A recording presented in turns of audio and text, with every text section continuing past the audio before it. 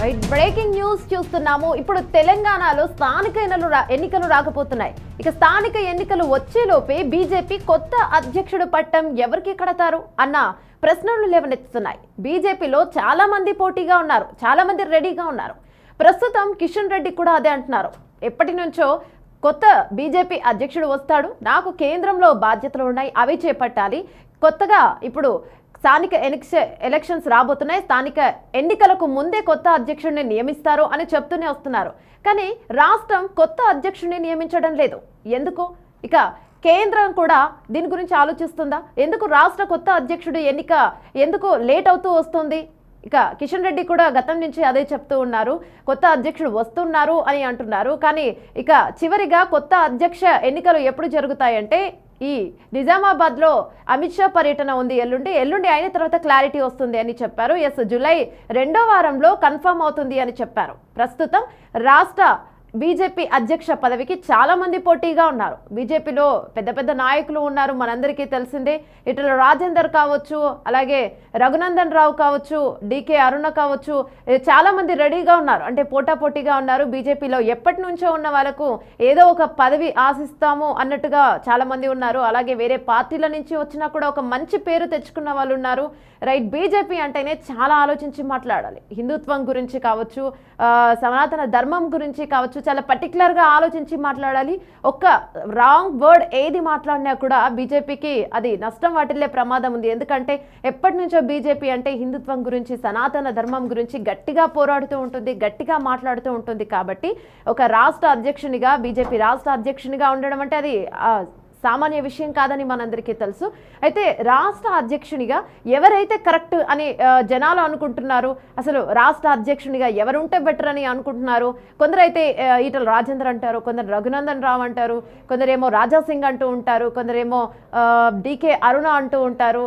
Right, ఇట్లా ఒక్కొక్కరి ఊహాగానాలు ఒక్కొక్కరిపై ఉన్నాయని చెప్పుకోవచ్చు. కానీ పార్టీ మాత్రం ఆలోచిస్తుంది. ఎందుకంటే పార్టీలో పటిష్టంగా ఉన్నవారెవరు, ఆచితూచి మాట్లాడేవారెవరు, కార్యకర్తలకు అండగా ఉండేవాళ్ళు, కరెక్ట్గా పనిచేసే వాళ్ళెవరు, ఏది పడితే అది మాట్లాడకుండా కరెక్ట్గా మాట్లాడే వాళ్ళు ఎవరు, ఆలోచించే వాళ్ళు ఎవరని పార్టీ కూడా ఒక ఆలోచన చేసుకుంటూ ఉంటుంది.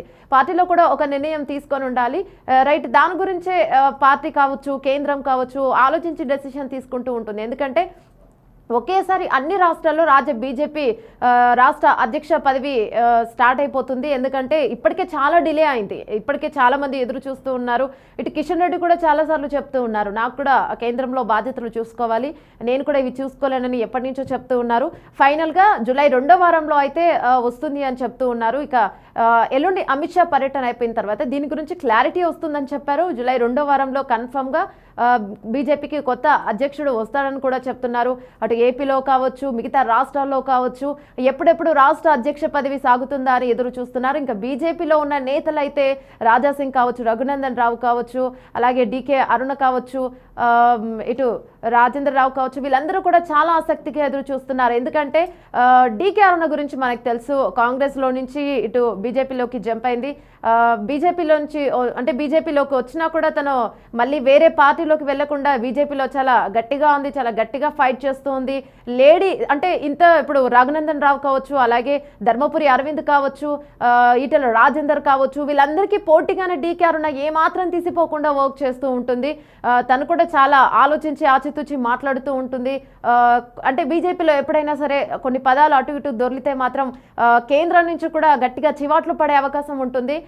అందుకే బీజేపీలో ఎవరు ఏది మాట్లాడాలన్నా కూడా కొద్దిగా ఆచితూచి మాట్లాడుతూ ఉంటాం. నిన్న మొన్న చూస్తాం మనం, బండి సంజయ్ కూడా కవిత గురించి కొన్ని వ్యాఖ్యలు చేయడము, దాని గురించి కొద్దిగా పార్టీకి అంటే ఏదైనా సరే మీరు ఆలోచించి మాట్లాడాలి, లేదంటే పార్టీకి చెడ్డ పేరే వచ్చే అవకాశం ఉంటుందని కేంద్రం కూడా వాళ్ళకి మొట్టికాయలు వేసే ఛాన్స్ ఉంటుంది. కాబట్టి బీజేపీలో ఉండేవాళ్ళు చాలా ఆషామాషి విషయం కాదు, అందులోనూ రాష్ట్ర అధ్యక్షుడి ఎన్నికలంటే కూడా ఆషామాష విషయం కాదు.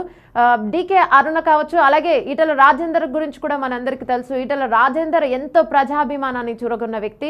ఆయన టీఆర్ఎస్ నుంచి ఈ బీజేపీకి వచ్చారు కొన్ని గొడవల కారణంగా. కానీ బీజేపీలోకి వచ్చినా కూడా ఆయన క్రేజ్ ఏమాత్రం తగ్గలేదు.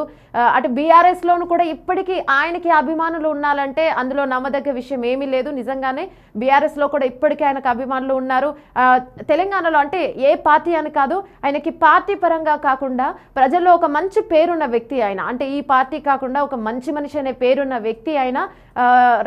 అలాగే రఘునందన్ రావు గురించి కూడా మనందరికీ తెలుసు. ఆయన ఒక అడ్వకేట్. ఆయనకు పోటీగా మనం ఎవరూ మాట్లాడలేమనే విషయం కూడా తెలుసు. అసలు రఘునందన్ రావు కూడా ఆయన కూడా చాలా మంచి పేరుంది. ఆయన కూడా గట్టి పోటీ ఉన్నారు. అలాగే ధర్మపురి అరవింద్ గురించి కూడా మనందరికీ తెలుసు.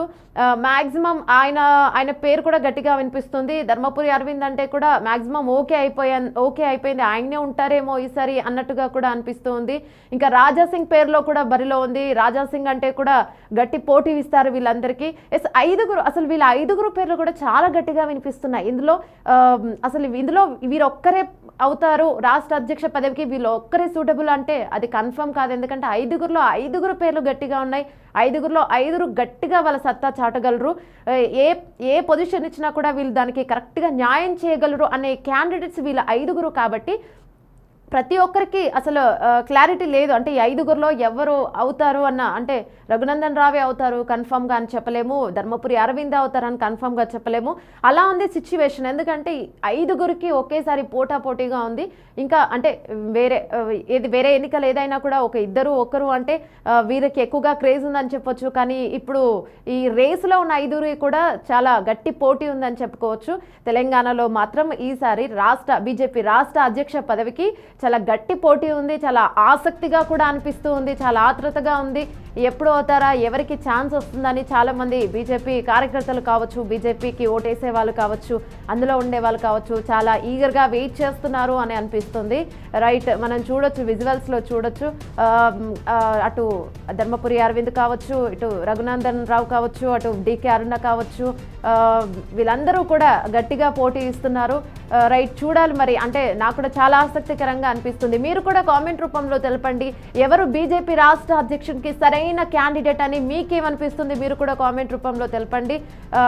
నేను కూడా అంటే గట్టిగా నాకు కూడా అనిపిస్తుంది 5 ఏ ఒక్కరు అని నేను కూడా చెప్పలేను. నాకు కూడా గట్టిగా 5 ఎవరవుతారో నేను కూడా గెస్ చేయలేకపోతున్నాను.